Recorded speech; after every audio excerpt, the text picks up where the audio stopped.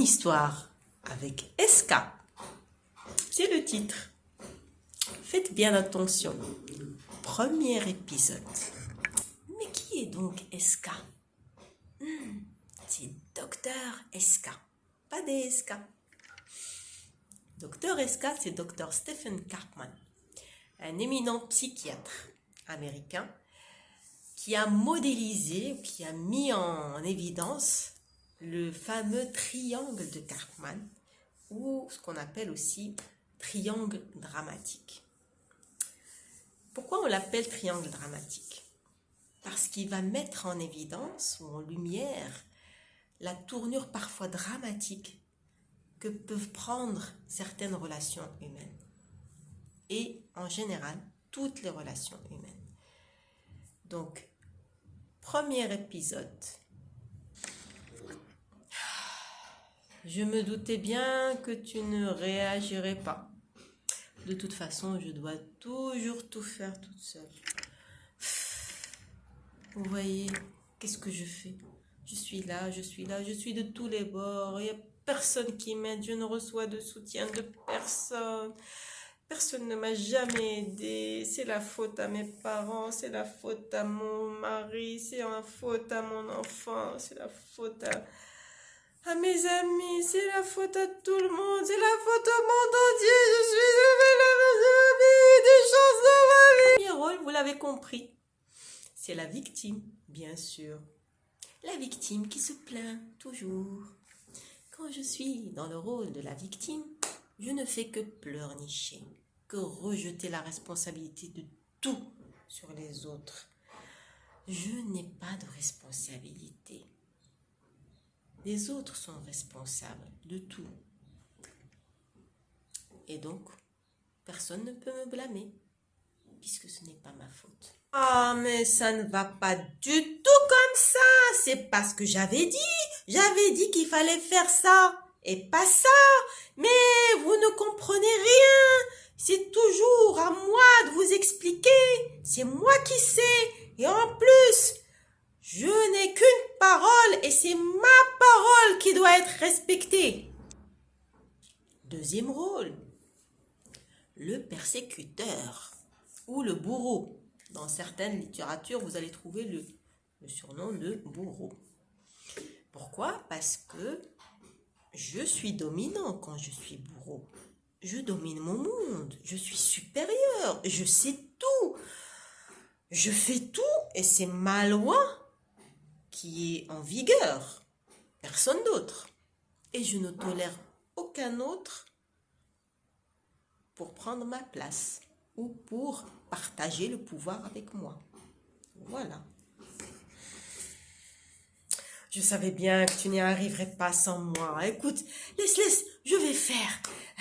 T'assure, je peux t'aider. Ne t'inquiète pas. Tout est à ma charge. Je vais m'en occuper. Ne t'inquiète pas. Je suis là pour ça. Moi, je sais ce qui est bon pour toi. Un beau rôle, hein, n'est-ce pas? Pas si évident que ça. Le sauveur. Superman. Ou Superwoman. Dans beaucoup de cas d'ailleurs. Le sauveur. Je suis le sauveur. Je sauve le monde. Ma mission, c'est de sauver le monde.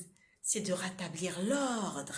C'est de faire à ma manière. Et puis, l'autre, il peut me laisser les rênes de sa vie pour que je puisse bien la conduire vers ce qui est bien pour lui. Je décide pour lui, n'est-ce pas? Vous voyez, sur les trois rôles, vous avez bien compris qu'il y a beaucoup de manipulation. C'est un jeu psychologique qui inclut donc les trois rôles principaux de la victime, du bourreau et du sauveur. C'est un triangle dramatique dont on peut faire le tour d'ailleurs. Dans une seule interaction, on peut être à la fois victime, passer au rôle de persécuteur et puis rejouer le rôle du sauveur. Donc il n'y a pas de rôle figé. Je ne joue jamais le même rôle dans une relation. Je peux même jouer plusieurs rôles dans la même relation. Qu'est-ce qui se passe? Les résultats de cette manipulation, de ce jeu psychologique, c'est quoi? Pour la victime, eh bien, c'est une déresponsabilisation. La victime va rejeter toujours la responsabilité sur les autres, sur le monde, sur autre chose, sur autrui, etc. Et donc, ce n'est jamais sa faute. Donc, elle ne sera jamais blâmable. C'est ce qu'elle pense. Et c'est son gain. C'est pour ça que souvent, la victime va créer la relation de dépendance avec les autres rôles. Et souvent, elle va attirer un persécuteur et un sauveur. Donc, c'est la base de la relation. Et ça va faire la petite famille, là, normale. Le persécuteur, il est dans la domination. Il est dans la prise de pouvoir, le jeu de pouvoir.